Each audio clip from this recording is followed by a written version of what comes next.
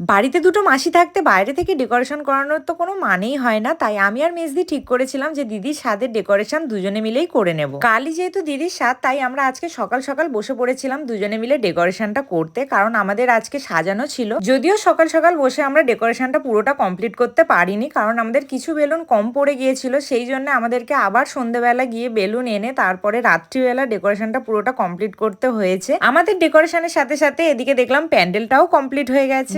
এখানে আমার চলছিল একটুখানি এক্সপেরিমেন্ট, যদিও সেটা কাজে লাগেনি, বাট দেখতে কিন্তু বেশ ভালোই লাগছিল। তো দেখো এখানে আমাদের পুরো ডেকোরেশনটা কমপ্লিট হয়ে গেছে, যদিও এটা কমপ্লিট করতে আমাদের রাত 2টো বেজে গিয়েছিল, কারণ আমাদের সাজানোর পরে আবার মেজদির বিয়ে বাড়ি ছিল, তো সেই কারণে ওর ফিরতে ফিরতে অনেকটা লেট হয়ে গিয়েছিল, সেই জন্য আমাদের সাজানোটাও লেট হয়ে গিয়েছে। তো যাই হোক, ডেকোরেশনটা কিন্তু আমার বেশ ভালো লেগেছে। তোমাদের কেমন লাগলো অবশ্যই কিন্তু কমেন্ট করে জানিও। আমি ভাবতেও পারিনি যে শেষে এত সুন্দর দেখতে লাগবে। তোমরাও চাইলে এরকম ডেকোরেশন নিজেরা বাড়িতে বসে অনায়াসে করে নিতে পারবে, কারণ এটা আমি নিয়েছিলাম ফ্লিপকার্ট থেকে। তোমাদের যদি লিংক লাগে আমাকে কমেন্ট করো, আমি তোমাদের সবাইকে লিংক দিয়ে দেবো। তো ভিডিওটা তোমাদের কেমন লাগলো অবশ্যই কমেন্ট করে জানিও। ভালো লাগলে লাইক কমেন্ট শেয়ার করো। দেখা হচ্ছে আবার নেক্সট ব্লগে। চলো বাই।